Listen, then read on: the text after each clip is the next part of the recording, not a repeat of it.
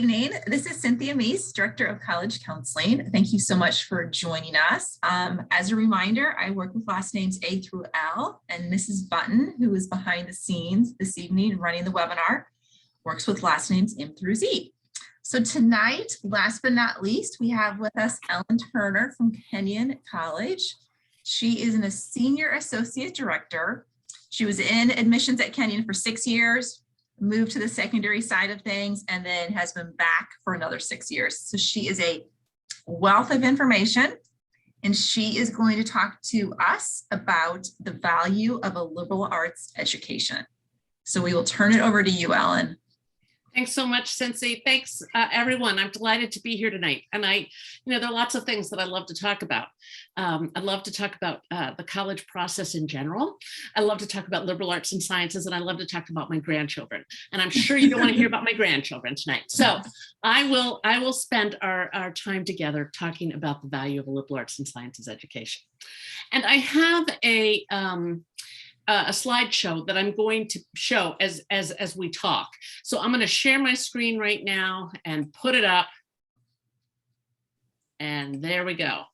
It's good, Cincy, you can see it? Yeah, it looks fantastic. Okay, grand. So I first want to say a couple things before, and I wish it were a slideshow that had lots of pictures. It doesn't. I'm sorry, but it's got some really good information. And I tend to, when I'm starting to talk, sometimes I'll talk fast. And so it's really good to also see it in print. And so I certainly appreciate that. I'm happy to have you. So a liberal arts education, I want to talk just a little bit about what liberal arts and sciences education really is all about. Liberal arts education is typically a broad-based education, which exposes students to science, to mathematics, to social sciences, to humanities, and the arts. This broad knowledge of the wider world prepares students to deal with complexity, diversity, and change. So the liberal arts and sciences education is a college or university curriculum. And that's the important thing to know, that it's a curriculum that is designed to impart general knowledge and develop intellectual capacities, in contrast to a program that is specifically designed to foster professional, vocational, or a technical curriculum. Liberal arts and sciences education emphasizes, and this is most important, and that's why I highlighted it in purple, Kenyon purple, a liberal arts and sciences education emphasizes both breadth and depth. And that breadth of the education is determined by the institution that you attend. And I'll talk about this a little bit later in the presentation. Liberal arts and sciences doesn't just happen at a small liberal arts and sciences college. Colleges and universities across this country, have the colleges of liberal arts and sciences within them. So you don't have to go to a liberal arts and sciences college, although we hope that you're looking at them. You don't have to go to a liberal arts and sciences college to get this type of education. So the history of liberal arts and sciences was really, actually can go back to, or its origin is with the ancient Greek scholars who considered a liberal education to be the ultimate indication of a well-educated person. And in fact, this kind of education was considered essential for a free individual. Back then, it would have been men, not just an individual, but it would have been men who were active in civil life. And originally, liberal arts only really covered 3 areas, and that would be grammar, rhetoric, and logic. Modern curriculums, of course, are drawn from the arts, as I mentioned just a few minutes ago, humanities, natural sciences, social science, and mathematics. And the typical liberal arts and sciences degree really focuses on the intersectionality of all of these different disciplines. And that's something that's really important. And we'll talk about why in just a few minutes. So here's some statistics that might be helpful. There are over 5,000 institutes of higher learning in the United States, and those include colleges, universities, and technical or trade schools. 1,600 of them are public institutions, which are generally universities. There's some public colleges, but they are within university systems usually. And there are 1,500 that are private institutions that are colleges and universities and are set up by were set up by either individuals or by churches or a wide variety of different origins. 900 85 are approximately are for-profit institutions. Of all of these, approximately 225 are liberal arts and sciences colleges, the type of which Kenyon is, and the type that I know well. So I thought it might be fun to talk a little bit about myths of a liberal arts and sciences education.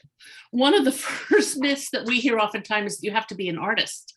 Well, you just heard me talk about arts is only 1/5 of a liberal arts and sciences education. In fact, we do have many artists on campus, but we in fact require students, remember that breadth that I talked about? We require that students do mathematics and do sciences and do social sciences and humanities in addition to the arts. Another great myth is that all students are politically liberal. Well, in fact, all liberal arts and sciences colleges and universities enroll students from every point along a political spectrum. And while it's true that college and university campuses tend to be a little bit more politically liberal, that's also universities that are professional, that cater to professional programs too. That's not the case everywhere. All of us have politically conservative students as well. So our colleges, I think, in fact, encourage respectful dialogue and civil engagement among our students whose political ideologies might differ. And that would be a hallmark, I think, of a liberal arts and sciences education. Another myth is that everyone goes on for an advanced degree. Well, that varies from college to college. At Kenyon, approximately 50 to 55% of our students will go on within 2 to 5 years of graduating from Kenyon for an advanced degree, but many don't. Many folks just have a wonderful and active professional life without obtaining an advanced degree. So one of the big myths is you won't have the professional skills that are necessary to land a job. Well, in fact, there right now, and a survey was done about 2 years ago, that there are more liberal arts majors working for tech firms than those who earned a degree in computer science. And there's a reason for this, and we'll talk about that in just a second. At all colleges, liberal arts institutions across this country, the majority of students have multiple job offers either upon graduation or shortly thereafter. So many of them enter the job market very successfully without necessarily having what we call professional skills. Another thing is that liberal arts and sciences education is only available at a small liberal arts and sciences college. And that's not true. I just said earlier that in fact, there are many universities, most universities across this country have a college of liberal arts and sciences within the university. So you can still go to a large university and obtain a liberal arts and sciences education. Deciding which kind of institution that you want doesn't so much have to do with the type of education as it does with the type of community. And so if you want a liberal arts and sciences education, but you feel like you want to be at a much larger institution that may have, say, many sports opportunities and that kind of thing, then you're probably going to want to choose a university rather than a small liberal arts and sciences college. But that depends. And I know that you've had other folks talk to you today about the selective process and that kind of thing, and also sort of how you figure out what's right for you. But for liberal arts and sciences, you can obtain that either at a small college or at a large university. Another myth is that you can't study math and science. Well, in fact, about 30% of the students at most liberal arts and sciences colleges are math majors or they major in natural sciences. And many colleges have quantitative reasoning requirements that go along with the other requirements they have to obtain a degree. So even if I majored in sociology, but I had a quantitative reasoning requirement that I had to fulfill as part of my diploma. And the final one, and I think that this is most interesting, is that liberal arts and sciences aren't relevant for the 21st century. And in fact, the majority of employers now seek students who have developed skills that are the foundation, really, of a liberal arts and sciences education. During the next 20 years, the job market will change so dramatically that 65% of the jobs that will be available have not yet been created. As such, students need to have the skills which support changing careers and jobs as demands change. And we know, as we've witnessed in these last couple of years, as the coronavirus has really changed our lives, that jobs and needs of a society are rapidly changing. And what, in fact, folks have to have is the ability to be able to pivot quickly. Although I hate that word pivot, it's used too often, but it was the one that came to mind just then. Earlier, I was talking about the differences between a university and a college, and I just thought I would show this quick graph that just shows you, I'm sorry, it's a table, not a graph, about the differences between university and college. That's more sort of also often at a university, you'll have large classes. At a college, it'll be typically 12 to 16 in a class. Universities, not all the time, but more frequent lecture classes, which is colleges are more discussion based and less lecture. So depending upon the type of student you are, the type of student your child is, you may want to think about that. At universities, there's often graduate students that are used for teaching, whereas at a college, all classes will be taught by faculty members. And at universities, faculty priority can be research then teaching, not always, but it can be research first, whereas at a college, it will almost always be dedicated to teaching first and research second. So these are the skills that are developed by pursuing a liberal arts and sciences education. And just a few minutes ago, when I was speaking about the types of skills that employers are looking for today, these are the kinds of skills that are making a difference for liberal arts and sciences students as they graduate, because they have developed critical thinking skills. Creativity is paramount in their education. They've developed emotional intelligence and learning how to work with people. Particularly, I think it's important when they've learned how to problem solve together. So cooperation has been something that's really important piece of emotional intelligence, to understand how you cooperate with somebody, particularly if they don't think about something in the same way that you do. That's really important. And these other things, agility and curiosity, as well as excellent communication skills, are all skills that are developed by a liberal arts and sciences education. So a survey that was done by the Association of American Colleges and Universities with Fortune 500 companies asked why companies hire liberal arts and sciences graduates. And these are the reasons that were given back in the survey, that they find that liberal arts and sciences graduates are, without a doubt, creative thinkers, that they have very good communication skills, they're empathetic. We talked about a little bit ago about the ability to be flexible and nimble in their thinking, that they have a certain level of comfort level with ambiguity, and that's really important because that will help them solve problems regardless of what kind of field that they are in. The other excuse me, the other types of things that are important for different companies as they are looking for folks, as they want people who have a good self-confidence and good self-understanding, that they are have experience with both quantitative and qualitative analysis, and they have an ability to synthesize new ideas.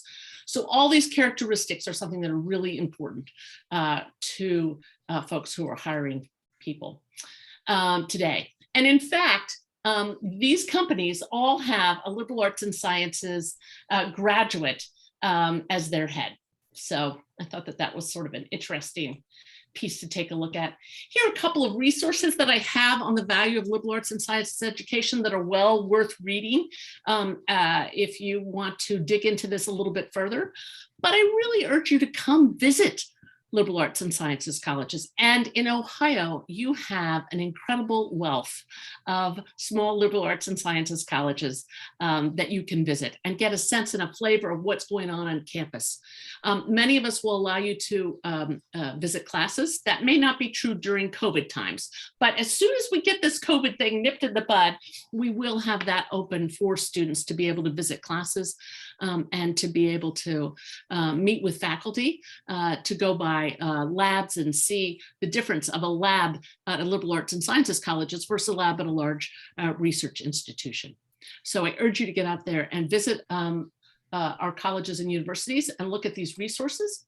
And if you're interested in asking any further questions about liberal arts and sciences, or more specifically about Kenyon, here is my information.